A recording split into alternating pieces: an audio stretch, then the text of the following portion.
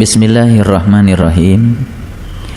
Assalamualaikum warahmatullahi wabarakatuh. Alhamdulillahilladzi arsala rasulahu bil huda wa dinil haqq liyudhhirahu 'ala dini kulli walau karihal musyrikun. Asyhadu an la ilaha illallah wahdahu la syarikalah wa asyhadu anna Muhammadan abduhu wa rasuluh sallallahu alaihi wasallam la nabiyya ba'da. Allahumma salli ala sayidina Muhammad wa ala ali sayidina Muhammad kama shallaita ala sayidina Ibrahim wa barik ala sayidina Muhammad wa ala ali sayidina Muhammad kama barakta ala sayidina Ibrahim fil alamin innaka Hamidum Majid. Subhanaka la ilma lana illa ma 'allamtana innaka antal alimul hakim. Subhanaka Allahumma rabbana wa bihamdika asyhadu an la ilaha illa anta astaghfiruka wa atubu ilaik. Astaghfirullahaladzim. Astaghfirullahaladzim. Astaghfirullahaladzim. Allazi la ilaha illa huwal hayyul qayyum wa atubu ilaik. Min jami'il ma'asi wa dzunub la haula wa la quwata illa billahil aliyyil azim. Sakor di atasnya ada 19. Dengan sakor manusia cuma bisa dua, maju atau mundur.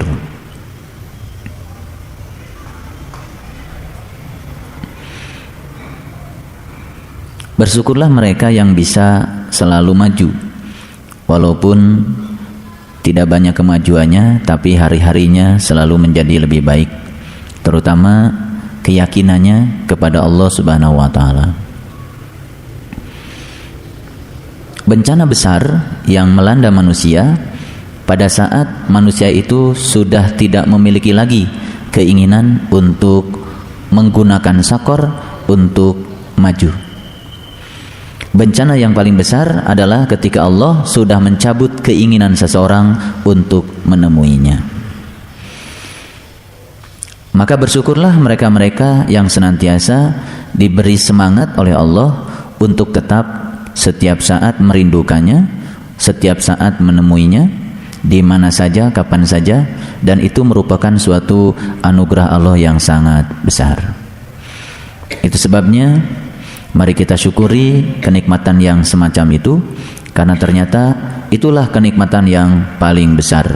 Dicabut kenikmatan itu adalah bencana yang paling besar. Ternyata menurut Quran, bencana yang paling besar bukanlah hancurnya semesta ini, tapi bencana yang paling besar adalah manakala seseorang tidak diberi lagi keinginan oleh Allah untuk menemuinya. Mari kita syukuri kenikmatan Allah yang luar biasa, yang setiap saat kita diberi semangat untuk tetap berada di jalannya, setiap saat kita diberi semangat untuk selalu menemuinya. Kita puji Allah bersama-sama membaca hamdalah. Alhamdulillahirabbil alamin. Salawat dan salam mari kita sanjungkan keharibaan baginda Rasulullah sallallahu alaihi wasallam, seraya bersalawat padanya. Allahumma salli ala Sayyidina Muhammad wa ala ali Sayyidina Muhammad. Mari kita awali kajian kita di pagi yang penuh berkah, di pagi yang cerah. Semoga suasana batin kita secerah matahari yang menyinari semesta di pagi hari ini. Kita sapa asma Allah dengan kelembutan dan cinta, seraya membaca basmalah. Bismillahirrahmanirrahim. Allah dalam Asmaul Husna tidak dihitung. Hitungan Asmaul Husna 99 dimulai dengan Ar-Rahman, Ar-Rahim sampai As-Sabur. Allah itu kalau dalam tasbih ibarat rosarionya, batasnya yang tidak dihitung. Tetapi ketika kita mengetahui hakikat di balik Allah, di balik sebutan Allah, di balik tulisan Allah, maka 99 yang dihitung itu dalam waktu sekejap kita akan bisa mengetahui, memahami dan merasakannya. Itulah belajar Asmaul Husna yang paling cepat, yang paling singkat. Sehingga dengan demikian kita mulai bisa merasakan Ar-Rahman. Dia yang maha pengasih, yang kasihnya tidak pernah dibatasi. Kemudian kita pun menjadi orang-orang yang pengasih. Setelah itu datang anugerah yang kedua. Ternyata pengasih itu merupakan syarat awal untuk bisa merasakan Dia yang maha penyayang. Kalau pengasih itu sifatnya sangat umum, tapi kalau penyayang itu sangat pribadi, sangat khusus.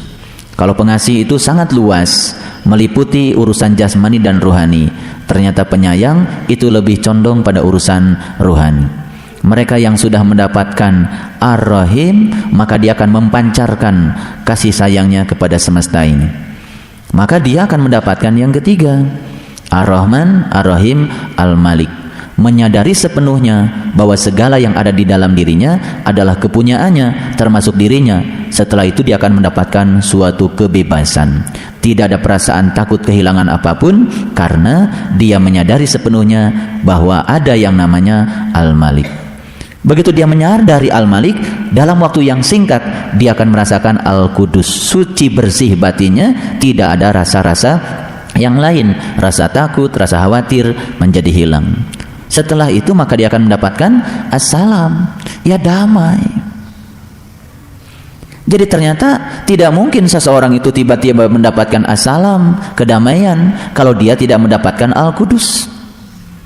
Tidak mungkin seseorang mendapatkan Al-Qudus kalau dia belum merasakan hakikat dari Al-Malik. Dan Al-Malik itu hanya akan dirasakan kalau kita sudah menapaki Ar-Rahim. Ar-Rahim harus dimulai dengan Ar-Rahman. Ar-Rahman dimulai dengan Allah, tapi bukan sebutannya, tapi kita merasakan Allah yang dibalik sebutannya itu, yang kemudian kita manunggal bersamanya. Kalau kita sudah mendapatkan Assalam, damai, dengan kedamaian itu apapun yang kita kerjakan pasti akan membuahkan nilai. Betul? Iya. Assalam. Kemudian Al-Mu'min. Kalau sudah damai, maka kita akan mendapatkan Al-Mu'min. Dia yang selalu memelihara keyakinan-keyakinan kita. Kenapa dia selalu memelihara keyakinan kita? Karena dia Al-Muhaimin, karena dia Maha Pelindung. Kenapa dia Maha Pelindung? Karena dia Al-Aziz, karena dia Maha Perkasa. Bagaimana mungkin kita berlindung meminta kekuatan kepada yang lemah? Maka hanya orang yang tidak punya akal yang mencari perlindungan kepada tempat-tempat yang lemah. Berlindunglah kepada Al-Aziz karena dia yang Maha Perkasa.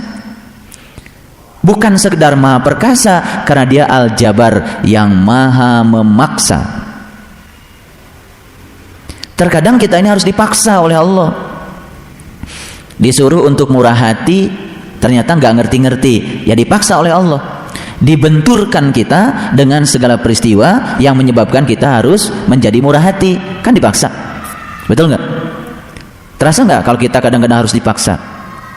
Bahasa komunikasi Allah dengan kita itu terkadang ya belum nyambung. Karena belum nyambung, lalu Allah menggunakan bahasa komunikasi yang paling rendah yang kita bisa paham.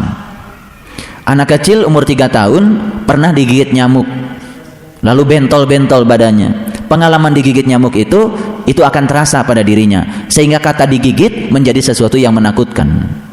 Suatu saat ini anak mendekati saklar listrik. Orang tuanya khawatir anaknya kesetrum. Lalu orang tuanya bilang apa? Orang tuanya bilang, awas nak, nanti kesetrum. Gak ngerti. Ya orang tuanya juga gak ngerti setrum itu kayak apa. Cuman orang tuanya pernah kesetrum, kan begitu. Lalu anak pakai bahasa hati-hati nak, nanti kesetrum. Gak ngerti. Malah timbul kebingungan pada diri anak karena dia pernah digigit nyamuk. Yang paling gampang, hati-hati nak, nanti itu saklarnya gigit kamu. Betul nggak? Kalau bahasa gigit kan jadi takut dia. Ya sementara kadang-kadang kita harus berbohong untuk kebaikannya. Karena kalau pakai bahasa setrum malah dia malah penasaran kan, ingin mencoba. Betul nggak? Kalau hati-hati nak kesetrum, malah dia ingin mencoba karena setrum adalah istilah baru bagi dia. Terhadap yang baru malah ingin mencoba. Tapi kalau hati-hati nak digigit sama saklar, bahasanya gampang dipahami. Jadi Allah itu sebetulnya sangat luar biasa berbahasa dengan kita. Untuk tingkatan yang kesadarannya di kesadaran rendah, ya pakai bahasa yang rendah. Untuk tingkat kesadaran yang lebih tinggi, pakai kesadaran yang lebih tinggi lagi. Jadi luar biasa Allah. Jadi Allah sangat mengerti cara berbahasa dengan kita disesuaikan dengan tingkatan kualitas spiritual kita, tingkat kebijakan, tingkat kearifan kita. Itulah hebatnya Allah. Cuman kan kita kadang-kadang belum bisa resonan dengan maunya Allah. Bahasa Allah menjadi tidak terpahami. Allah tuh kadang-kadang harus turun menggunakan bahasa yang sangat mudah dimengerti. Jadi Allah mau mengajarkan sabar sama kita. Ya, Allah tuh ingin semua kita menjadi lebih baik, menjadi lebih sabar. Ya, kadang-kadang menggunakan otoritas Dia sebagai Al-Jabar yang maha memaksa. Kata Allah, emang ini harus dipaksa. Anak kecil belum tahu pentingnya pendidikan, harus dipaksa bangun pagi, betul? Kita juga dulu begitu kan. Tapi begitu dia sudah memahami pentingnya pendidikan, paksaan itu sudah tidak penting lagi bagi dia. Yang lucu adalah kalau kita sejak kecil sampai setua ini masih tetap harus dipaksa. Bangun malam dipaksa, duha dipaksa, tahajud dipaksa, sabar dipaksa. Ya terpaksa Allah harus menggunakan bahasa Dia, bahasa Al-Jabar yang maha pemaksa. Ya, semoga kita sudah tidak lagi harus dipaksa, karena di dalam diri kita sudah ada Ar-Rahman, Ar-Rahim, Al-Malik, Al-Qudus, As-Salam, Al-Mu'min, Al-Muhaimin, Al-Aziz. Kalau Al-Aziznya Allah sudah diserap oleh kita, kita menjadi perkasa. Ya, seseorang yang perkasa itu seseorang yang tidak harus memamerkan keperkasaannya. Kalau orang masih senang memamerkan keperkasaannya, itu tanda dia tidak perkasa. Orang yang perkasa itu diam, senyum, bijak, tidak memaksa, itu perkasa. Nah, Allah itu sedemikian perkasanya sampai Allah itu diam. Kenwe engke karasaeun ku sorangan, gitu kan. Tapi semesta ini terus mengolah kita lewat kun fayakun. Kun itu, kun dengan kun kan dipertemukan dengan fa. Kun fayakun. Jadi kunnya Allah itu ternyata melewati suatu proses, karena fa di situ adalah proses. Maka semua diproses. Jadi sebetulnya setiap hari sekarang ini kita sedang diproses untuk menjadi lebih baik. Cuman kita nggak ngerti kalau kita sedang diproses menjadi lebih baik. Karena kadang-kadang prosesnya selalu mungkin tidak menyenangkan kita. Ketika prosesnya untuk melaksanakan kun yang pertama, kun fayakun, supaya kun dengan kunnya ketemu, fa-nya itu tidak selalu yang kita ingin. Ketika kita mendapatkan yang kita ingin, kita tidak mau menceburkan diri di situ. Akibatnya kun cuman satu aja pada kita. Kun yang kedua nggak ketemu dengan kun yang pertama. Akibatnya kita tidak pernah maju-maju, mundur terus. Ya. Nah, oleh karena itu pada kesempatan yang penuh berkah ini, ya kita akan melihat bagaimana cara Allah memaksa kita untuk menjadi lebih baik. Ya. Harus seperti itu memang. Karena terkadang kita ini masih kekanak-kanakan. Yang namanya harus dipaksa itu karena masih kekanak-kanakan. Jadi kalau orang sudah tua sholatnya masih harus dipaksa, itu udah jelas itu. Tidak pantas disebut orang tua sebetulnya. Ya, tidak pantas. Harusnya kan sudah dengan kesadaran sendiri. Baik, kita akan coba melihat lebih dalam lagi Quran surat An-Naba. Tempo hari kita sampai ayat yang ke-20. Betul? Ayat yang ke-20. Di ayat yang ke-20 Allah mengatakan wasuyiratil jibalu fakanat saraba, dan dijadikanlah gunung-gunung, dijalankanlah gunung-gunung, maka menjadi fata morganalah ia. Ketika gunung sedang diperjalankan oleh Allah, ya kan? Pada saat itu segala sesuatu yang di semesta ini menjadi fata morgana. Bahkan kita ingat punya gunung saja tidak. Itu namanya gunungnya sedang menjadi fata morgana. Kullu say'in halikun illa wajhahu. Segala sesuatu menjadi hilang musnah kecuali wajahnya. Maka ketika kesadaran itu kita capai, semua yang ada di semesta ini menjadi fata morgana. Kesenangan semesta kata fata morgana, betul? Penderitaan di semesta ini juga penderitaan yang fata morgana. Kita selalu mengkaitkan yang namanya musibah besar selalu saja dengan apa yang terjadi dalam kehidupan kita. Banjir musibah besar, tsunami musibah besar, kemudian longsor musibah besar. Itu yang selalu kita sebut musibah besar. Tidak ada satu ayat pun di Quran yang menyatakan musibah besar adalah kejadian yang terjadi di alam makroskopis. Musibah yang paling besar adalah manakala menimpa alam mikro ini. Makanya bencana yang paling besar kata Quran adalah ketika seseorang sudah diberi jalan menuju Allah, kemudian dia tidak menggunakan jalan itu. Itu bencana yang sangat besar. Berapa banyak sahabat-sahabat kita yang bisa melihat kalau dia hari ini kehilangan semangat untuk menemui Allah adalah bencana besar. Berapa banyak? Mungkin dianggap biasa-biasa saja. Baru terasa itu bencana besar nanti pada saatnya. Oleh karena itu, kita akan lihat lebih dalam lagi. Di ayat yang ke-21 Allah mengatakan, inna jahannama kanat mirsada, sesungguhnya jahanam itu selalu menjadi tempat yang mengintai. Jahanam kan selalu dikaitkan dengan neraka, betul? Selalu dikaitkan dengan neraka. Dan itu selalu mengintai siapapun, termasuk kita. Ya, terkadang kita pun sering tercebur kan ke lembah kehinaan, ke lembah kegelisahan, betul? Kesadaran-kesadaran yang rendah. Itu sebenarnya jahanam. Ya, litagina ma'aba, lagi menjadi tempat kembali bagi orang-orang yang melampaui batas. Saya ingin kasih tahu, siapa sesungguhnya orang yang melampaui batas? Siapa? Dia itu jabatannya RT. Harusnya dia melaksanakan tugas-tugas ke-RT-an saja. Rupanya dia malah lupa tugas ke-RT-annya tidak dilakukan, malah dia melaksanakan tugas presiden, tugas gubernur, tugas RW, tugas bupati. Itu namanya melampaui batas. Jadi melampaui batas itu sebetulnya dia melakukan sesuatu yang di luar yang diperintahkan kepadanya. Saya ingin kasih tahu, tubuh kita diciptakan siapa? Allah. Tubuh kita diciptakan bentuknya seperti ini, ada nggak kepentingan Allah terhadap diri kita? Ada. Karena dia al-musawwir, dia adalah yang maha pembentuk yang sempurna. Allah membentuk tubuh kita dengan bentuk yang seperti ini, itu pasti Allah punya tujuan. Sudahkah kita mengetahui tujuan Allah atas tubuh kita dibentuk seperti ini? Kenapa jempol jaraknya seperti ini dengan telunjuk? Kenapa telunjuk dengan jari tengah seperti ini jaraknya? Kenapa jari tengah dengan jari manis seperti ini? Kenapa jari manis dengan kelingking jaraknya segini? Kenapa jarak antara telinga dengan mata segini?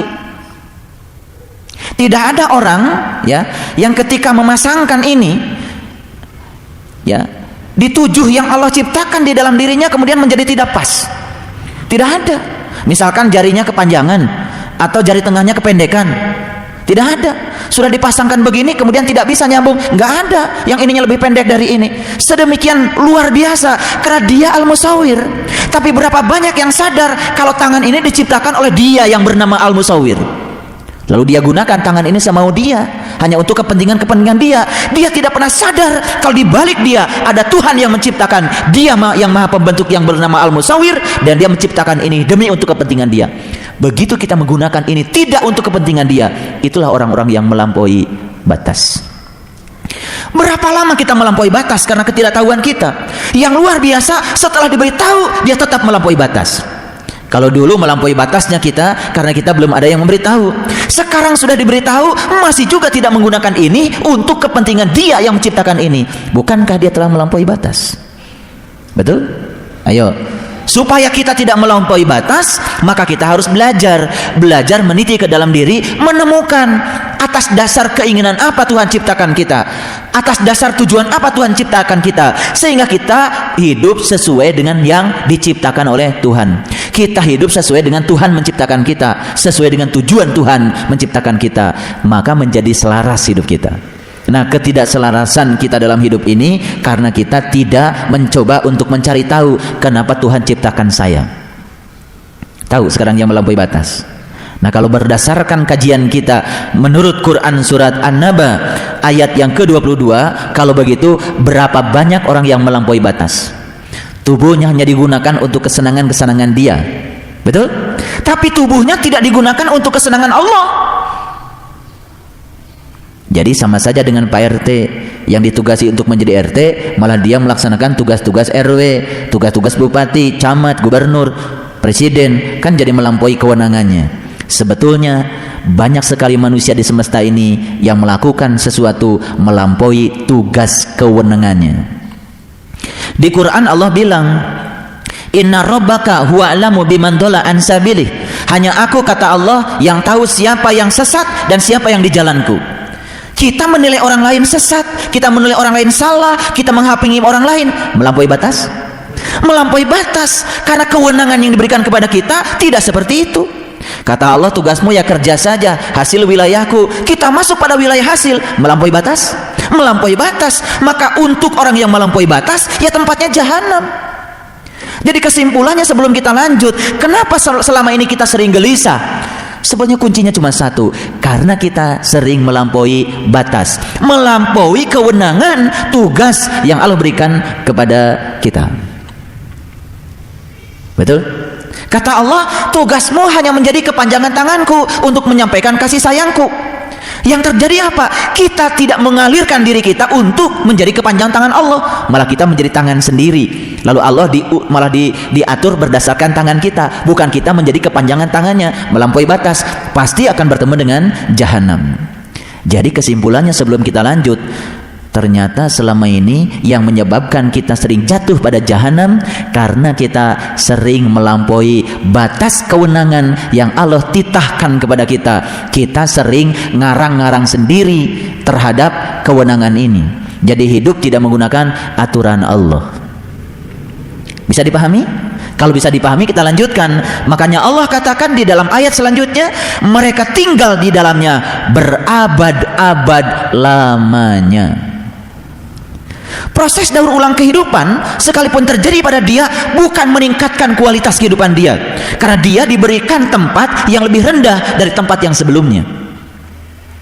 Dia didaur ulang dalam kehidupannya, tapi tempat yang berikutnya yang dia dapat tempat yang lebih rendah, tempat yang lebih rendah lagi, karena awalnya dia melampaui batas. Hari ini kita tidak bisa menggunakan tubuh kita sesuai dengan yang Allah mau. Kita mati hari ini, kita tidak bisa kembali kepada Allah. Mungkin saja diberi tubuh yang baru di kemudian hari, tapi tubuh yang berikutnya yang menyebabkan kita akan terus menerus berada di jahanam berabad-abad lamanya. Ini ayat Quran.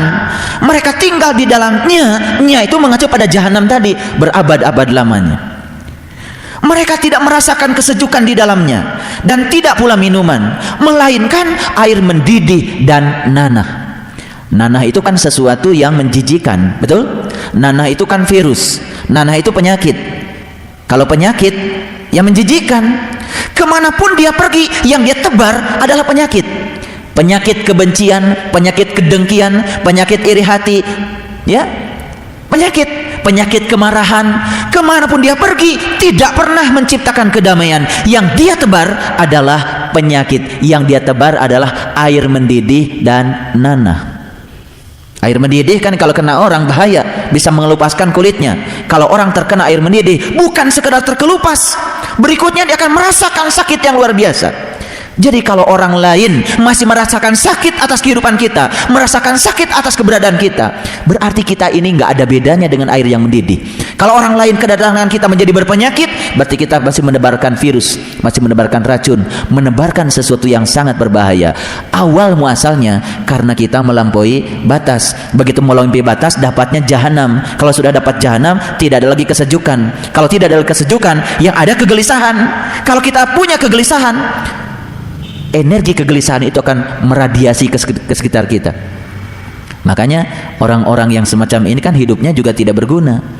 Makanya saya bilang tadi, semoga kita mewakili Ar-Rahman, Ar-Rahim, Al-Malik, Al-Qudus, As-Salam, Al-Mu'min, Al-Muhaimin, Al-Aziz, ya kan? Dan seterusnya. Subhanallah. Jadi ternyata nilai kehidupan kita sangat kelihatan hari ini, karena kita bisa melihat siapa diri kita yang sesungguhnya. Tidak usah nanti, karena kita bisa melihatnya hari ini. Makanya bersyukurlah orang-orang yang tidak bisa diam, karena diam bagi dia adalah suatu siksaan. Dia kerjakan sekecil apapun yang dia bisa kerjakan, apalagi yang dia kerjakan membuat orang lain merasa nyaman dengan yang dia kerjakan, sekecil apapun. Walaupun hanya membereskan sendal barangkali di masjid, dia kerjakan sesuatu yang kecil, tapi ketika orang lain keluar dari masjid, dia merasa dimudahkan untuk mengambil sandalnya. Itu saja sudah sangat luar biasa, memberi kedamaian. Jadi karakter pribadi seseorang itu sebenarnya sangat kelihatan. Tingkat kualitas keimanan seseorang itu sangat kelihatan dari apa yang dia lakukan. Mari kita lihat di ayat berikutnya, jazaan wifaqo, sebagai balasan yang setimpal. Jadi sebetulnya ya semesta ini adil, ya. Semesta ini tidak mungkin melampaui batas. semesta ini hanya akan membalas terhadap apa yang kita lakukan. Tidak mungkin semesta ini melakukan pembalasan di luar yang kita lakukan. Karena semesta ini hanya akan melakukan sesuatu untuk melakukan suatu proses keseimbangan saja. Nah, kita lanjutkan. Innahum kanu la yarjuna hisaba. Sesungguhnya mereka tidak takut kepada hisab. Kita kalau dengar kata hisab, kan biasanya pikiran kita langsung menerawang. Oh, nanti ketika dunia ini sudah dihancurkan, kemudian semua dibangkitkan dari kuburan, kan gitu? Diantrikan di timbangan, di posyandu. Kemudian setelah itu ditimbang satu-satu. Kan itu hisab katanya kita. Dan setelah itu manusia cuma terbagi dua, yang masuk surga, yang masuk neraka. Terus yang kembali kepada Allah berapa? Nggak ada yang kembali kepada Allah, semuanya surga atau neraka. Kan itu pikiran kita kan seperti itu kan siloka sebetulnya. Cerita tentang kiamat yang selama ini diyakini oleh kita itu siloka. Dihancurkan dulu semestanya, baru dibangkitkan dari kuburannya, betul nggak? Setelah itu manusia akan kembali kepada Allah. Itu siloka. Dihancurkan dulu ya buminya, setelah dihancurkan buminya dibangkitkan ruhaniyahnya dari kuburannya. Setelah hancur semesta, itu namanya bangkit ruhnya. Bangkitnya ruh, bahasa Qur'annya kiamat. Makanya kiamat selalu diidentikan dengan hancurnya semesta. Iya, emang Nabi Musa hancur dulu, baru kiamat. Nabi Muhammad hancur dulu, baru kiamat. Kita juga harus hancur dulu, baru kiamat. Buminya diratakan dulu, betul nggak? Gunung-gunungnya dihancurkan dulu seperti anai-anai. Setelah hancur semuanya, tidak merasa ada lagi kita, baru bangkit yang di dalam diri kita. Bangkitlah sang ruhani dari kuburan jasmani ini. Itu. Lalu kata-kata hisab yang paling tepat itu adanya di Quran surat Al-Isra ayat yang ke-14. Allah mengatakan, "Iqra kitabaka kafa binafsika al-yauma 'alaika hasiba." Bacalah kitabmu, cukuplah itu sebagai juru hisabmu. Jadi hisab itu kapan? Hisab itu saat kita sedang membaca kitab sejati kita. Kita sedang melihat diri kita yang sebenarnya. Kita sedang melihat apa yang kita lakukan. Kita sedang melihat ya akibat-akibat dari apa yang kita lakukan. Kapan itu terjadi? Saat kita sedang melihat kitab sejati kita ke dalam. Maka perintahnya di Quran, "Iqra kitabaka." Bacalah kitabmu. Kafa binafsika al-yauma 'alaika hasiba. Itulah hari hisabmu. Kalau begitu hari hisab kapan terjadi? Ya saat kita sedang membaca kitab amal kita. Kitab amal kita dibacanya kapan? Ya sekarang. Kapan saja kita bisa, kapan saja kita mau. Sekarang kita mau membacanya, sekarang kita bisa membacanya. Semua jelas kelihatan. Apa yang kita lakukan, dampak yang kita lakukan, semuanya bisa kita lihat. Itulah yaumul hisab. Jadi ternyata urutannya kan benar. Hancur dulu semestanya, betul nggak? Dibangkitkan ruhaniyahnya, betul nggak? Saat itu kan kita antri bersaf-saf menghadap Allah. Saat itu kita membaca kitab amal kita. Itulah yaumul hisab. Nyata atau hayalan? Nyata. Terjadi atau tidak? Terjadi. Jadi bahasa siloka itu menjadi bahasa pengalaman bagi kita, bagi mereka yang tahu ilmunya, yang tahu caranya. Jadi tidak salah cerita kiamat yang selama ini kita yakini, cuman kita terlalu meyakini dalam bahasa yang sangat materi, tidak digeser ke dalam bahasa ruhani. Itu silokanya, itu simboliknya. Bahasa ruhaninya kan sebetulnya urutannya memang begitu. Manusia dimatikan dulu, setelah dimatikan baru bangkit dia dari kuburannya, betul nggak? Emang syarat bangkit, ya mati dulu, betul? Mati sebelum mati. Nyambung nggak? Nyambung? Kalau nyambung diteruskan, kalau nggak nyambung jangan diteruskan. Nah, teruskan, ya. Dan mereka mendustakan tanda-tanda kami.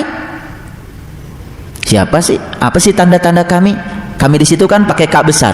Tanda-tanda Allah tentu saja. Ya tanda-tanda Allah, ya Allah itu sendiri.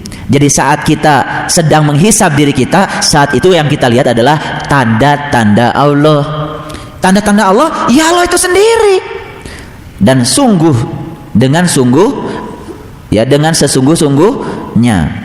Dan segala sesuatu telah kami catat dalam suatu kitab. Wa kulla syai'in ahsainahu kitaba. Betul? Tercatat di situ semuanya? Tercatat semuanya di situ.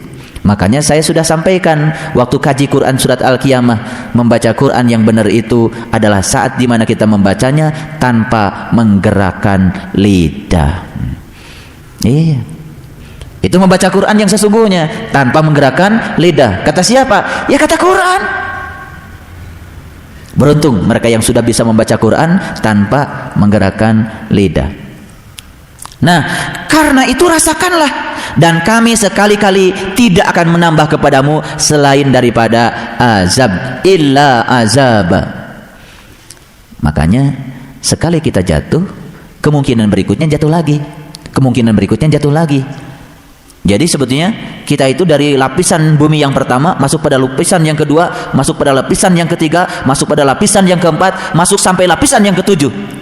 Nah sekarang kalau kita sudah tinggal di lapisan bumi yang ketujuh, untuk menuju pada bumi pada lapisan pertama saja sudah beratnya kayak apa? Apalagi untuk menuju lapisan langit yang berikutnya. Untuk pindah dari lapisan bumi yang ketujuh sampai yang keenam, sampai yang kelima, sampai yang keempat, sampai yang kesatu, untuk masuk kepada lapisan langit yang tinggi, itu saja perjuangannya bisa berabad-abad. Jadi tahu sekarang bumi itu ada 7 lapis. Tahu? Ya, bukan dibor ke bumi yang ini. Ya. Jadi sebetulnya semua ya perwujudan dari materi, perwujudan dari makhluk, apa itu materi ataupun binatang, itu semua bisa dikelompokkan ke dalam lapisan bumi dari lapisan yang pertama sampai lapisan yang ketujuh. Ya.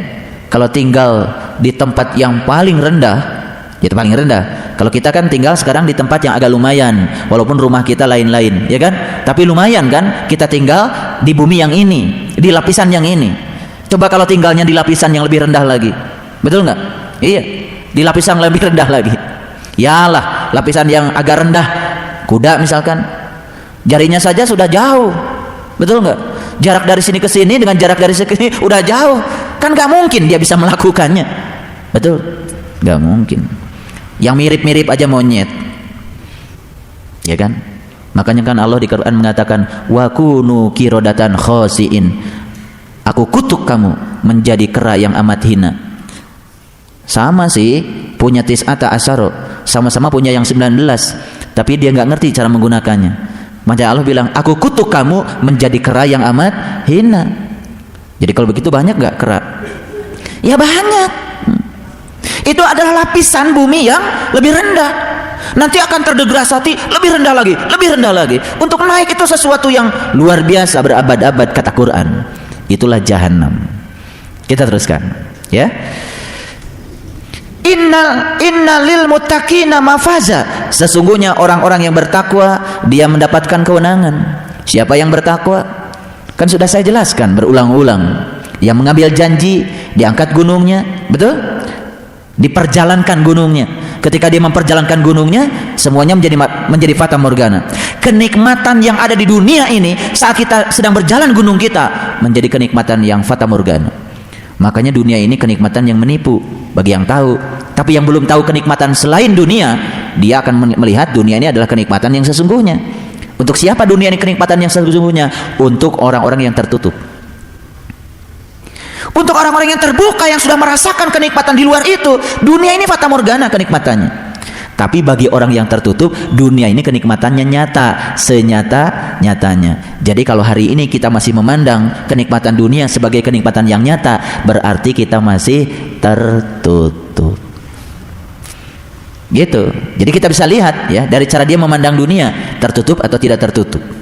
Teruskan yang berikutnya. Sesungguhnya orang-orang yang bertakwa mendapatkan kemenangan. Inna lil muttaqina mafaza. Ya, kemudian yaitu kebun-kebun dan buah-buah anggur. Dan gadis-gadis remaja yang sebaya dan gelas-gelas yang penuh yang berisi di dalamnya. Di dalamnya mereka tidak mendengarkan perkataan yang sia-sia dan tidak dusta. Mohon maaf kalau hari ini kita masih sering bicara dan perkataan kita itu adalah perkataan yang sia-sia, apalagi perkataan dusta, itu tandanya kan kita masih tinggal di jahanam. Yang sudah tinggal di luar jahanam, yang sudah masuk surga, dia itu lebih banyak diam sekiranya tidak ada manfaatnya. Mungkin setelah belajar ilmu ini kita merasakan untuk ngomong ini rasanya malas gitu, kalau tidak ada manfaatnya. Untuk bicara ini rasanya malas sekiranya tidak ada faedahnya. Memang kata Quran seperti itu. Orang-orang yang sudah tinggal di puncak kesadaran untuk berkata yang sia-sia apalagi dusta, sesuatu yang tidak mungkin bagi dia. Karena apa? La yasma'una fiha lagwaw wala kizaba. Yang keluar dari mulutnya illa qila salaman salama, kecuali ucapan yang damai dan mendamaikan. Kira-kira berdasarkan ayat ini, kita tinggal di mana sekarang? Tinggal di mana? Jangan-jangan masih tinggal di tempat yang airnya mendidih, yang masih banyak nanah. Kalau yang masih banyak nanah, yang keluar ya nanah juga. Yang keluar kan kata-kata yang penuh fitnah, menghujat, tidak menenteramkan, menyakiti. Itu gambarannya sudah cukup jelas di kehidupan ini. Ngapain? Ya, kita cari-cari nanti. Jelas kelihatan sekarang kok. Nampak jelas. Kapan? Sekarang. Kita selama ini beragama menghayal aja. Entar ya nanti itu mulut kita akan ditutup rapat, semua anggota tubuh kita akan bicara. Bukan nanti, sekarang pun sudah bicara. Kita sangat tahu apa yang kita lakukan. Kita menyaksikan terhadap apa yang kita lakukan saat ini. Teruskan ya. Jazaa'an min rabbika ita'an hisaba, sebagai balasan dari Tuhanmu ya, dan sebagai hisab yang sesungguhnya. Rabbis samawati wal ar wa ma bainahuma ar-rahman la yamlikuna minhu hitaba. Tuhan yang memelihara langit dan bumi dan apa yang ada di antara keduanya, yang maha pemurah, mereka tidak dapat berbicara dengan dia. Jadi dengan dia sudah tidak perlu berbicara lagi, tapi mengerti apa yang dia mau. Itulah orang-orang yang sudah sampai di sana. Lihat ayat berikutnya. Yauma yaqumur ruh wal malaikatu saffa la yatakallamuna illa man adzina lahur rahman wa qala shawaba. Pada hari itu yaqumur ruh wal malaika, ketika itu ruh dan para malaikat bersaf-saf. Kita akan masuk nanti lanjutan dari ayat ini. Ruh dan malaikat bersaf-saf. Jadi ruh ini kan didorongnya oleh malaikat. Ruh ini akan naik atau turun tergantung malaikat yang dorong. Nanti malaikat yang akan dorongnya. Begitu ada ada malaikat, ada yang mendorong, naik itu ruhnya. Makanya mau maju atau mundur terserah yang mendorongnya. Yang mendorong apa? Malaikat. Kita, malaikat itu yang mendorong ruh itu, ya, ke tempat-tempat yang tinggi. Nanti kita akan masuk ke situ. Ini pengantarnya. Kecuali mereka tidak berkata-kata, kecuali ya, illa man azina lahu rahman wa qala shawaba, kecuali orang yang sudah diberi izin bicara, maka perkataannya menjadi nancap, berfaedah. Makanya izin bicara itu tidak diberikan kepada orang yang sembarang. Kalau orang ngomong perkara ruh tapi pakai ilmu kirata, tidak mengalaminya, dia belum dapat izin bicara. Jadi izin bicara itu apa? Pengalaman yang Allah berikan kepada seseorang. Makanya orang beriman itu dilarang membicarakan sesuatu yang tidak dialaminya, yang tidak dirasakannya. Kabura maqtan indallahi an taquluna ma la taf'alun. Murka Allah akan menimpa dirinya ketika dia membicarakan sesuatu yang dia tidak mengalaminya, tidak merasakannya. Itu sebabnya tidak semua orang diberi izin bicara. Maka Allah mengatakan man azinallahu rahman wa qala shawaba, barang siapa yang diberi izin bicara oleh Allah, maka kata-katanya pasti akan menghunjam. Kita kan sering mendengar orang berbicara tapi kata-katanya ngambang, kata-katanya bingung, ya, kata-katanya tidak ada energinya, tidak menghunjam. Itu artinya dia belum diberi izin bicara. Kapan izin bicara akan diberikan Allah pada dia? Kalau dia sudah diberi pengalaman oleh Allah untuk mengalami yang dia bicarakan, itu namanya izin bicara. Kalau dalam bahasa keilmuan ma'rifatullah, seorang murid itu kan disuruh bicara harus ada izin dari gurunya. Itu tidak bisa sembarang tiba-tiba misalkan semua memberikan doa gitu rame-rame. Dalam keilmuan ma'rifatullah itu kan ada yang disebut dengan silsilah, ada izin bicaranya. Izin bicara itu dari Allah yang disampaikan lewat guru-gurunya. Makanya kalau orang tidak dapat izin bicara, dia ngomong, akan terjadi perdebatan. Apalagi ketika dia ngomongnya itu belum yang dia alami. Sesuatu yang diomongkan yang bukan dialami hanya akan mengeraskan hatinya. Makanya banyak orang keras kepala karena apa? Dia merasa banyak ilmu, keilmuannya itu yang mengeraskan dirinya. Tapi kalau orang yang mengalami pengalaman spiritual, tidak semakin keras, semakin lembut. Sekarang kalau kepala diadu dengan kepala, masing-masing sama kerasnya, kan saling menyakiti. Sama seperti batu dengan batu dikarungi, kan saling menyakiti. Coba batu dengan batu dikarungi, kan saling menendang, saling menyakiti, saling memukul, betul nggak? Tapi kalau air digabung dengan air, saling mengisi. Yang lembut ketemu yang lembut, saling mengisi. Yang bijaksana ketemu yang bijaksana, saling mengisi. Yang bijaksana ketemu yang bijaksana, saling mencerahkan. Yang bijaksana ketemu yang tidak bijaksana, tidak memaksa. Jadi kalau kita masih sering memaksakan pendapat kita kepada orang yang tidak tahu, yang tidak bijaksana kita. Lah orang tidak tahu dipaksa. Yang tidak tahu biarkan saja, ntar juga tahu. Di abad yang mana? Yang nggak tahu, berabad-abad lagi dia untuk menjadi tahu. Sekarang dia sedang tidak mau tahu. Nanti di abad mana jadi yang tahu. Makanya jadilah air. Kalau air ketemu air kan saling mengisi. Betul nggak? Saling meresap. Air kopi gabungkan dengan air susu, saling mengisi. Setelah itu nyampur, jadilah susu kopi. Betul nggak? Iya. Kalau sudah jadi susu kopi, ya rasanya kan udah nyampur, saling meresap. Ya karena yang lembut ketemu yang lembut. Coba batu ketemu batu, tetap aja yang ini batu, yang ini batu. Betul nggak? Ini malah menendang batu yang lain, pecah batu yang lain. Itu cirinya batu. Makanya kalau orang tidak dapat izin bicara, ngomong, ngantuk. Khotib bicara di mimbar, ya, saking asiknya dia dengan dirinya sendiri, bangga dengan keilmuannya. Yang ilmu yang disampaikannya sebetulnya tidak nyambung dengan yang dengerin. Yang dengerin kan tidur, itu nggak dapat izin bicara. Ya, kalau yang dapat izin bicara, itu pasti akan menghunjam. Waqala shawaba, kata-katanya pasti menghunjam. Orang yang diajak bicara cuma bilang, oh iya, oh iya. Ya walaupun oh iyanya agak lama, tapi tetap oh iya.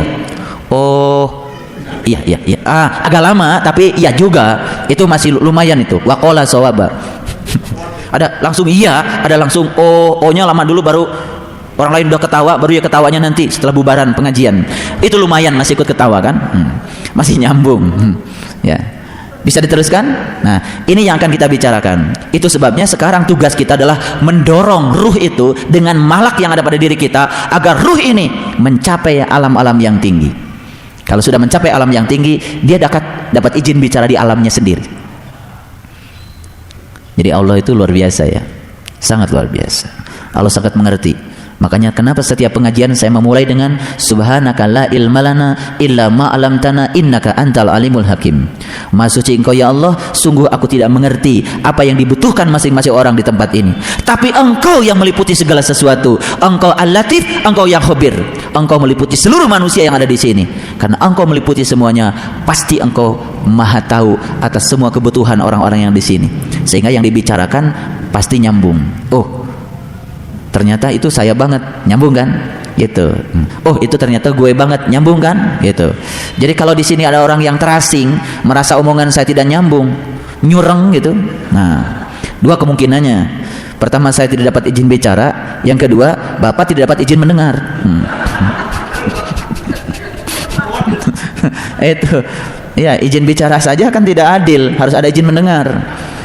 Jangan-jangan tidak dapat izin mendengar. Coba orang asing datangkan ke sini yang belum ngalami dengerin ceramah saya, pasti nyureng. Betul nggak? Kenapa nyureng? Karena dia belum sefrekuensi dengan saya. Dia tidak dapat izin mendengar. Betul nggak? Makanya hati-hati ngomong. Kalau menggunakan bahasa Injil nih. Janganlah kau mengatakan halmu kepada seorang jua pun sebelum anak manusia dibangkitkan di antara yang mati. Jadi janganlah kau mengatakan halmu kepada seorang jua pun sebelum anak manusia dibangkitkan dari antara yang mati. Kalau sudah sama-sama dibangkitkan, nyambung. Izin bicaranya dapat, izin mendengarnya dapat. Ya, ada yang ngantuk nggak? Ngantuk itu izin mendengarnya sedang dicabut itu. Mungkin tidak bisa connect dengan saya. Kita teruskan, ya. Nah, zalikal yaumul haq, itulah hari yang pasti terjadi. Pasti itu. Makanya Allah jamin di Quran surat Al-Ankabut, man kana yarju liqa Allah fa inna ajalallahu la'at. Barang siapa yang berharap jumpa dengan Allah, pasti saatnya akan tiba. Hari itu bukan hari yang mungkin terjadi, tapi pasti terjadi. Maka barang siapa yang menghendaki, niscaya dia akan menempuh jalan kembali kepada Tuhannya. Jadi bukan sekedar Allah yang memastikan, tetapi harus ada dari dorongan diri kita. Makanya Allah katakan, faman sa'attakhadha ila rabbih ma'aba. Barang siapa yang menghendaki, niscaya ia akan menempuh jalan kembali kepada Tuhannya. Ingin hari itu menjadi suatu kepastian? Ingin izin bicara itu menjadi kepastian bagi kita?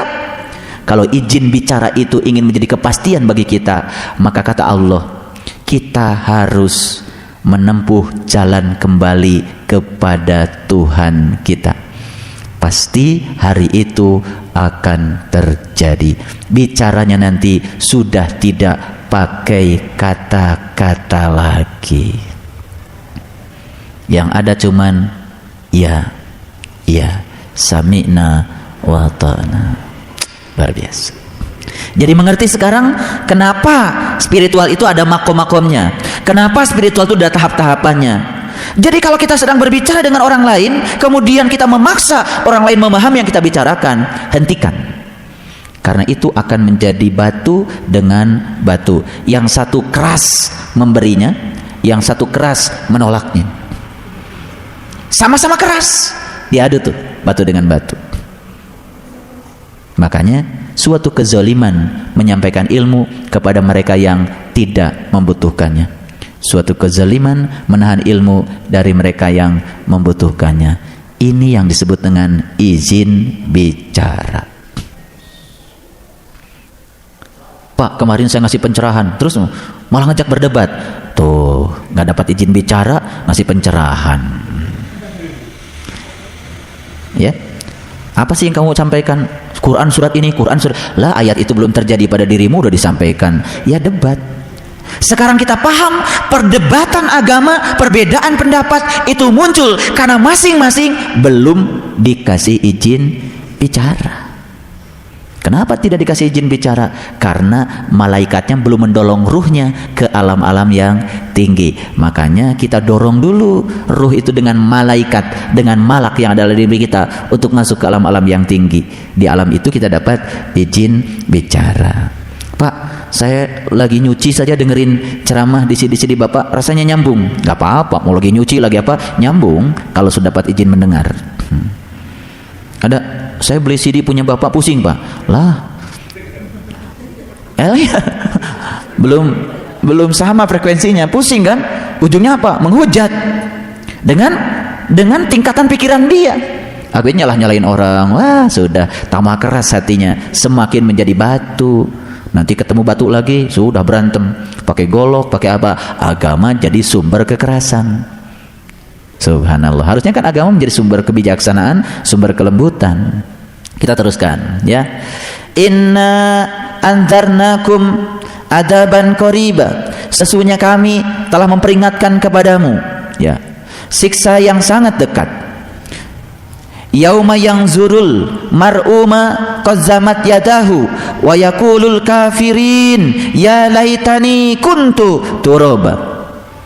Pada hari manusia melihat apa yang diperbuat oleh kedua tangannya, dan orang-orang yang tertutup berkata, alangkah baiknya sekiranya aku dahulu adalah tanah saja, tidak usah diproses menjadi air mani, tidak usah dikirimkan ke dalam rahim menjadi tubuh ini. Lebih baik jadi tanah saja, bermanfaat jadi tanah, lumayan ditanami menghasilkan sesuatu, daripada jadi manusia yang hanya menebarkan air mendidih dan nanah.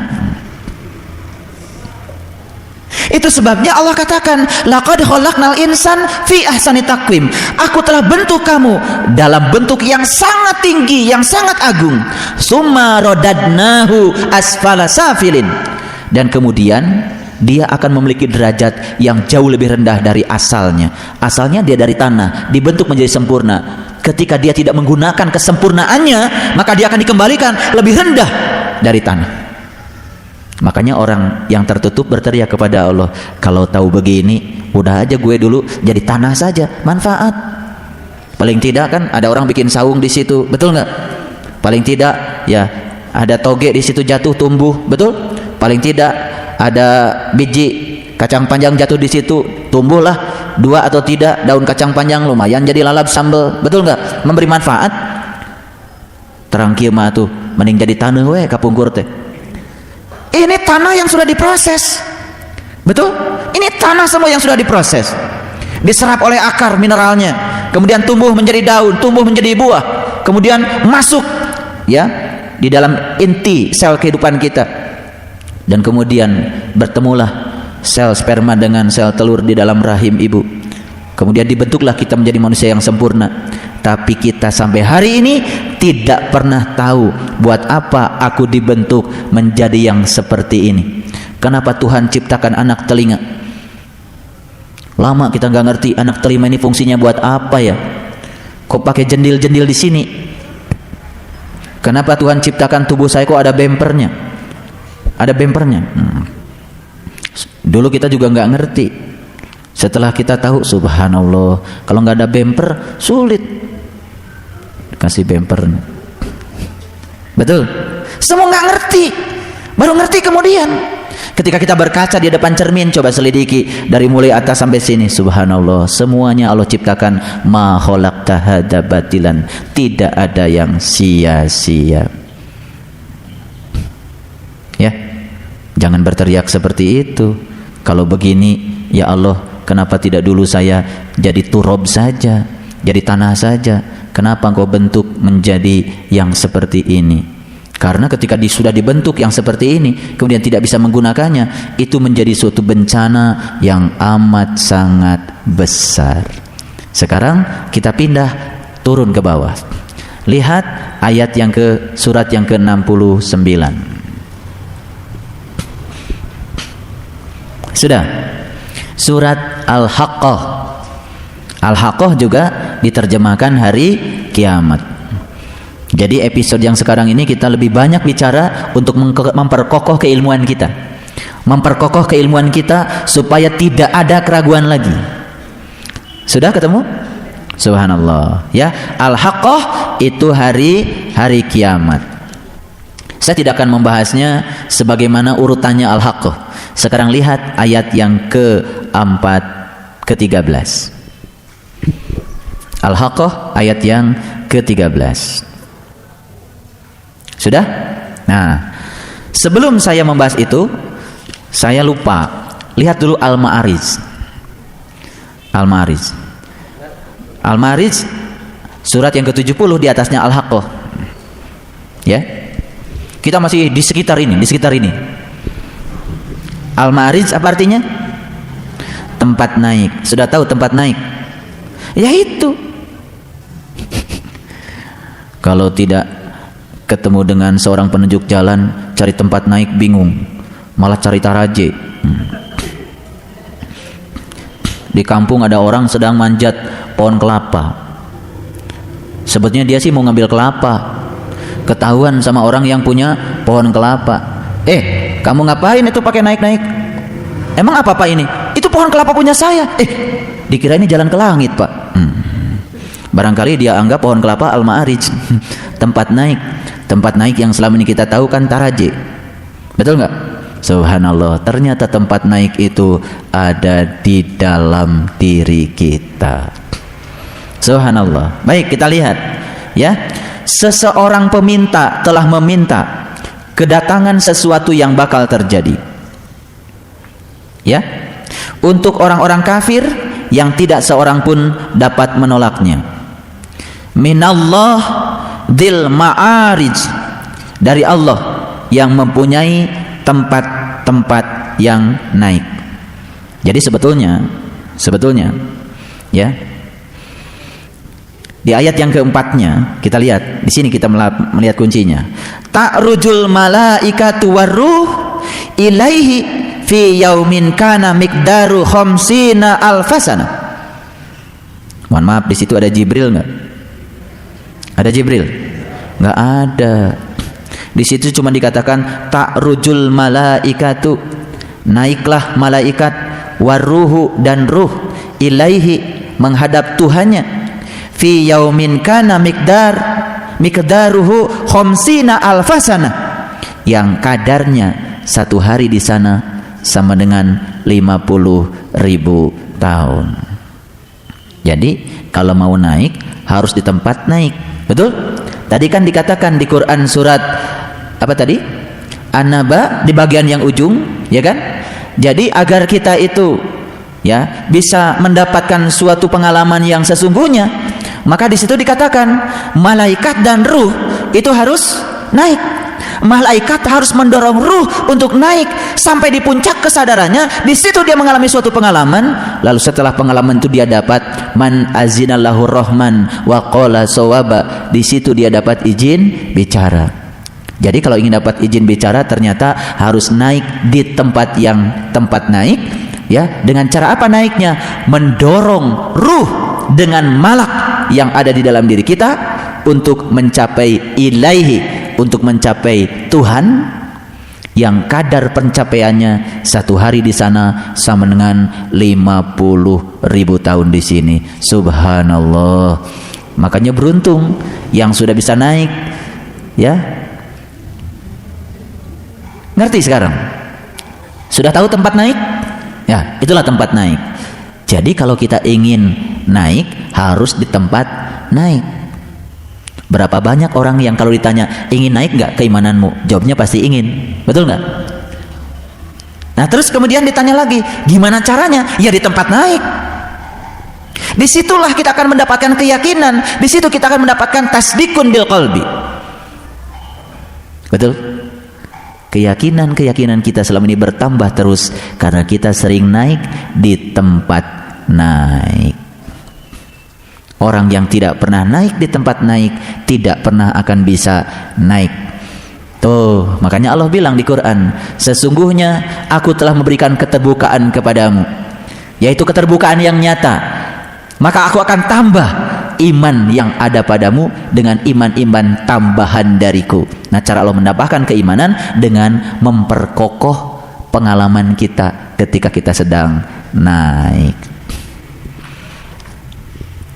Nyambung nggak? Ayo, mau dari ayat mana kita bicara? Baca Al-Ma'arij nyambung, baca An-Naba nyambung, baca Al-Qiyamah nyambung, baca Al-Muzammil nyambung, baca Al-Mudaththir nyambung. Luar biasa, subhanallah, ya. Nah, maka di ayat berikutnya fasbir sobron jamila, maka bersabarlah kamu dengan sabar yang indah. Jadi ternyata naik itu perlu kesabaran. Awalnya perlu pemaksaan, betul? Jadi ya, Al-Jabar memaksa kita dulu. Berikutnya setelah Al-Jabar memaksa kita, apa yang dipaksakan oleh Al-Jabar yang maha memaksa, lama-kelamaan setelah merasakan gak perlu dipaksa lagi, karena sudah tumbuh pada diri kita yang namanya kesabaran, sabar yang indah. Baik, sampai situ aja dulu. Itunya apa? Al-Ma'rijnya. Sekarang kita lihat Al-Haqqah tadi, ya. Kita mulai dari ayat yang ke-13. Nanti kita akan mundur ke belakang setelah kita memahami yang ini. Maka apabila ditiup sangkakala, kembali lagi Al-Mudaththir cerita tiup sangkakala, Al-Qiyamah cerita tiup sangkakala, An-Naba cerita berita besar juga cerita tiup sangkakala, Al-Muzammil cerita tiup sangkakala, betul?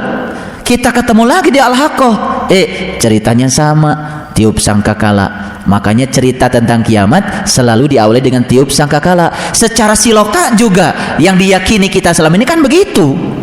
Engketeh cenah malaikat Israfil niup sangkakala, betul? Setelah ditiup sangkakala, hancurlah semesta ini. Setelah dihancurkan semesta, bangkitlah semua dari kubur. Setelah itu hisab, betul nggak? Setelah itu menghadap Allah. Indah? Baru tahu sekarang. Baru ketawa-ketawa sekarang. Oh iya ya, urutannya toh begitu. Tiup sangkakala baru hancur, betul nggak? Kan kalau kita belum niup sangkakala belum hancur. Hancurnya itu pada saat ditiup sangkakala, walaupun cuma sekali tiup. Emang niup sangkakala berapa kali? Ya sekali. Nggak ada yang ada. Sekali aja, sekali tiup. Sekali tiup udah hancur ya. Baru ngerti ya? Iya, ketawa sekarang kita. Ya Allah, tamat Quran dari dulu udah berkali-kali, Al-Haqqah udah dilewati berkali-kali, baru hari ini ketemu.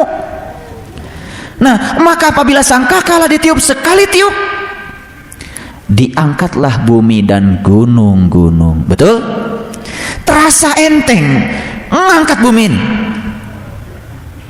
Jadi saya bikin wirid agung bersama teman-teman dari beberapa torikot kemarin di Jambi, dari Bungo, dari Kerinci. Mereka merasakan lagi wirid itu katanya badannya terasa begitu enteng dan terangkat. Itu baru wirid, belum ditiup sangkakalanya. Apalagi kalau sudah ditiup sangkakalanya ya enteng. Dan diangkatlah bumi dan gunung-gunung, lalu dibenturkan keduanya sekali bentur. Hati-hati ya. Bumi dan gunung dibenturkan, gunung dibenturkan dengan gunung, bumi dibenturkan dengan bumi. Makanya untuk orang-orang yang sudah ditiup sangkakalanya, sudah dibuka pandangan kolbunya, makanya saat setelah itu banyak benturan-benturan dalam hidup ini. Betul? Iya. Benturan dengan apa? Bukan benturan dengan ruhani, benturannya dengan urusan-urusan jasmani. Ngerasa nggak? Udah gepeng aja, dibentur-bentur terus. Ada juga yang membentur-benturkan kepalanya sendiri ke tembok, betul nggak? Nggak tahan ujian. Ada juga yang berhenti ngaji karena nggak tahan ujiannya. Katanya pengen diwisuda, ujiannya ngilang. Tiap ujian sidang nggak pernah hadir. Itu saat dibenturkan dulu. Ngerti sekarang? Iya. Oh iya Pak, setelah saya ditiup sangkakala waktu itu, luar biasa Pak benturannya. Iya, benturan dengan tetangga, iya kan? Benturan dengan keluarga, benturan dengan guru-guru kita dulu mungkin, betul? Benturan dengan teman pengajian, ya, iya, sampai berdarah-darah waktu itu. Ya iya, yang dibentur-benturkan dulu biar lembut. Sekarang kepalanya udah lembut karena dulu keras ya, udah dibentur-bentur sama Allah. Harus dibentur-benturkan dulu kata Allah. Nyata nggak ayat ini? Nyata. Ya dulu nangis dibenturin ya, sekarang baru ketawa. Oh iya Pak, dulu ketika dibenturkan ngeluh sama saya dibenturkan lagi. Tiap ngeluh benturkan lagi. Ada dulu yang bapak ini kejam sekali katanya. Setiap ngeluh sama bapak malah dibenturkan lagi. Sekarang baru tahu, setelah dibenturkan lagi oleh saya jadi kuat. Oh sekarang alhamdulillah ya. Gitu. Kadang-kadang kita nyuci selimut juga ya, kalau kotor kan bukan dikucak, diangkat, angkat lagi, saking kotornya. Saking kotornya kita itu harus dibentur-bentur, digiling di mesin cuci nggak cukup, dakina serting, disikat ya sampai murudul, betul nggak? Setelah itu diangkat ke atas, gitu kan? Kalau dulu saya disuruh itu namanya apa? Cuci selimut. Kalau sama ibu dulu di wahangan, kena batu, pluk gitu ya, pluk gitu ya, keluar itu semua dakinya. Begitu dakinya udah keluar, lega, betul nggak? Dakinya udah keluar, harum, ya kan? Nah, sebelum disetrika, dikasih pewangi sedikit, enak sekarang semuanya menjadi nyaman. Ya, sakit dulu, sakit, semuanya ngerasain kan? Luar biasa. Air mata berdarah-darah waktu itu, nggak ngerti. Ternyata kata Quran, setelah ditiup sangkakala, ketika bumi dan gunung sudah diangkat oleh Allah, bersiap-siaplah untuk dibentur-benturkan. Untung Pak cenang ngaos. Kalau nggak ngaji mau udah berhenti. Ya subhanallah, pengajian kita pun pernah dibentur-benturkan, ya kan? Benturkan sana, benturkan sini. Ya kita sekarang udah tahan, dibentur-benturkan udah fleksibel, ya. Udah fleksibel, udah santai aja. Saya juga sama, sempat dibentur-benturkan. Saya dibenturkan dengan guru, ya, iya. Kalau nggak tahan kan ya subhanallah. Emang itu semua itu terasa. Ar-Rahman, Ar-Rahim, Al-Malik, Al-Qudus, As-Salam, Al-Mu'min, Al-Muhaimin, Al-Aziz, Al-Jabar. Harus pakai Al-Jabar kita itu. Harus dipaksa. Nah, proses pembenturan itu adalah cara Allah memaksa kita supaya bersih. Ada yang bisnis hancur luar biasa. Kalau tidak dihancurkan oleh Allah, kemelekatan pada bisnisnya luar biasa. Dipaksa oleh Allah supaya tidak melekat. Terasa dipaksa? Yang namanya dipaksa itu kan kita ketarik-tarik. Betul nggak? Iya, sapi kalau ridho jalannya nggak merod, betul nggak? Tapi kalau nggak ridho, udah kakinya gitu terus. Nah, kita selama ini merod, kakinya nahan terus, udah diderek sama Allah leher kita, nahan terus. Ya udah, kakinya sakit. Betul nggak? Coba jangan merod. Jadi kita selama ini merod, tahu merod ya? Nahan kakinya. Itu coba sapi kalau dipaksa merod. Ya. Setekar kebak. Akibatnya apa? Patah kakinya. Jadi kenapa kita selama ini sakit, Pak? Merod. Iya. Padahal Allah itu sebetulnya ingin kita tambah suci, ingin kita tambah bijak, ingin kita tambah lembut. Betul nggak? Itu kalau dalam bahasa fisika itu yang disebut dengan kelembaman, inersia. Inert dalam bahasa Inggris kecenderungan kita ingin tetap di tempat itu. Iya. Kita tidak siap berpisah dengan anak-anak, inersia. Kita tidak siap melepaskan jabatan, inersia. Kita tidak siap melepaskan orang-orang yang kita cintai, inersia. Kita inginnya semuanya abadi, hayang panjang umur terus, hayang sehat terus, hayang benghar terus. Kapan kita belajar sabar kalau semua yang kita ingini selalu saja terjadi? Belajar sabar justru terjadi pada saat kita menerima yang tidak kita ingin dalam hidup. Ngan kitanya suka merod. Sok ayeuna mah upami dituntun ku Allah teh sing ikhlas. Geus ditalian eta tungtung nama beheungna sagala rupina nya bareureum. Ditarik teh paksa karena dia adalah Al-Jabar yang maha memaksa. Mengerti kenapa dari awal tadi saya cerita Asmaul Husna? Itu supaya kalau saya ngasih materi itu aspek pedagogiknya masuk. Semua tadi yang saya berikan di awal itu saya gunakan untuk memberikan pemahaman-pemahaman di dalam.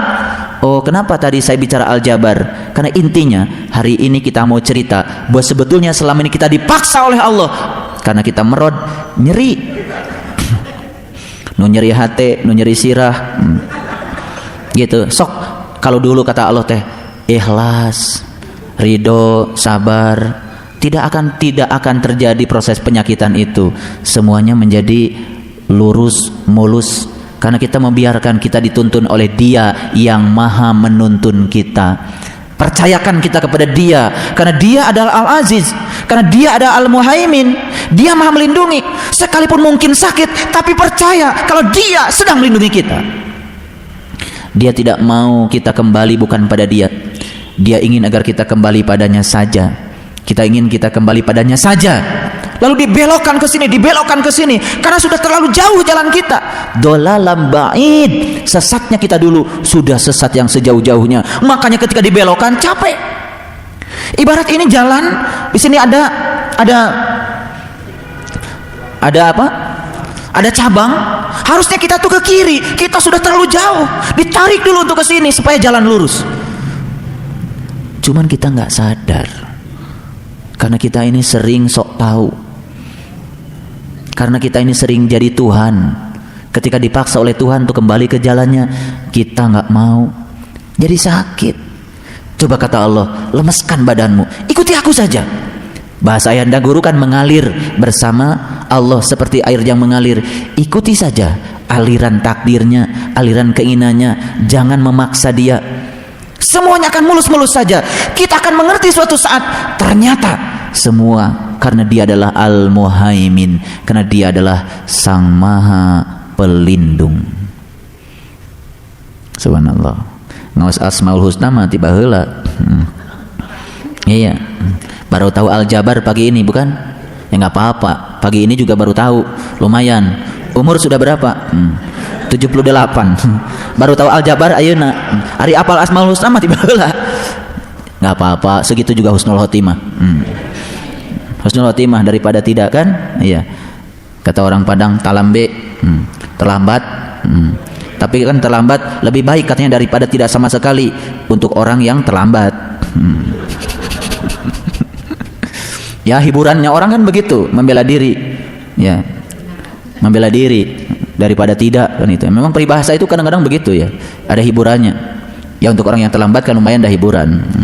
Menghibur diri sendiri. Sahadeun urang ngahibur kalau bukan diri sendiri.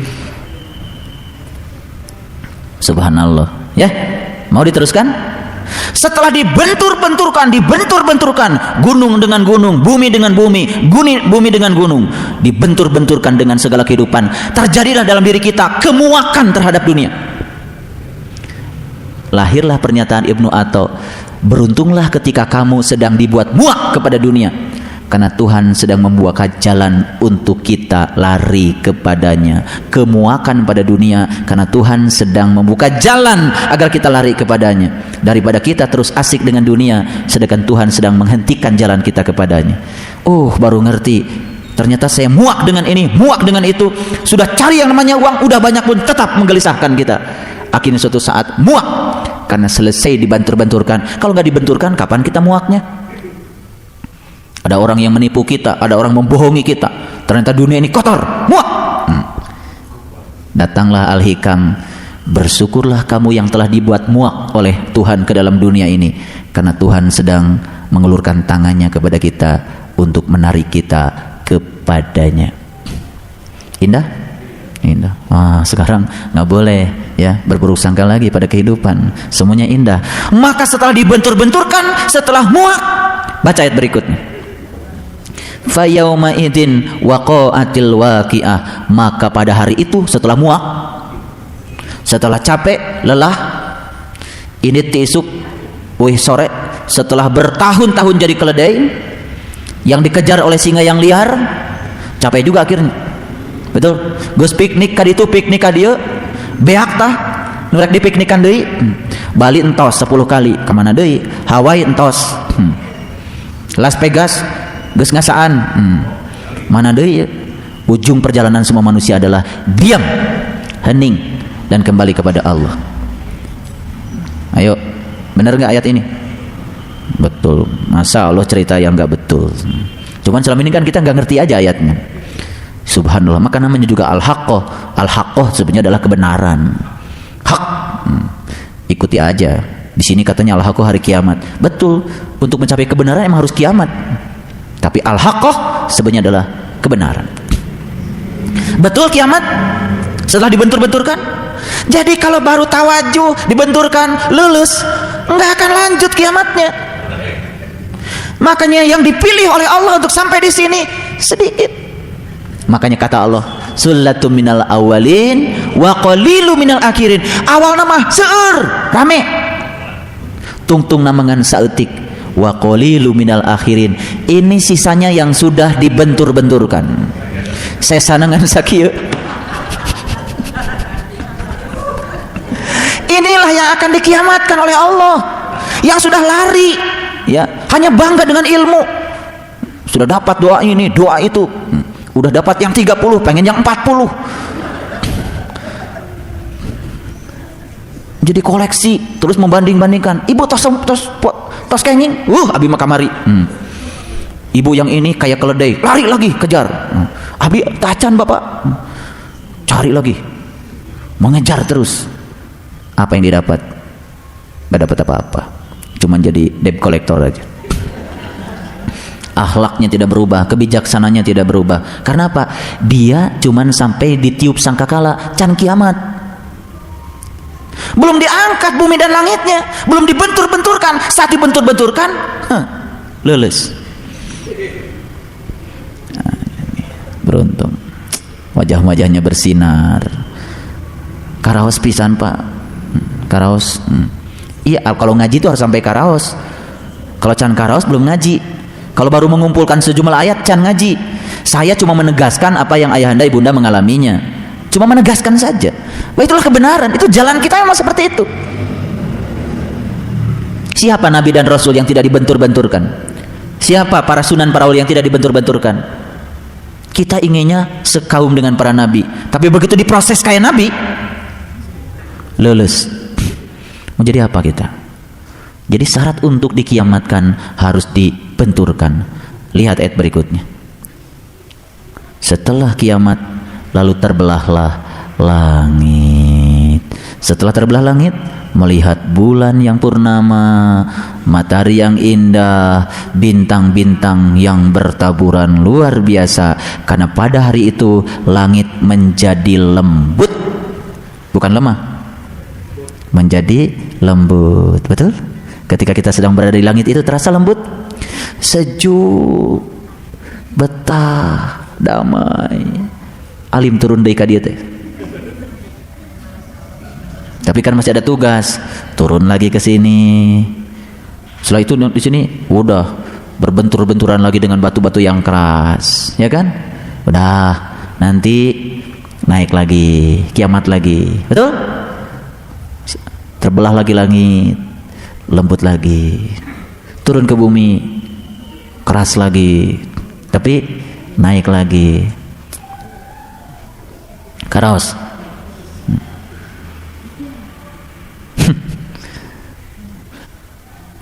Kita baru hari ini bisa mentertawakan masa lalu kita ya. Subhanallah. Asa geus bener we ti baheula teh. Asa iya, ari asa mah jauhkannya. Ukur ceuk jeung cenah. Buahna leubeut ku meureun. Meureun we jeung panginten, sugan jeung sugan eta oge. Surga sugan, akhirat sugan. Sugan we engka ditimbang teh rada berat cenah ka belah kanan.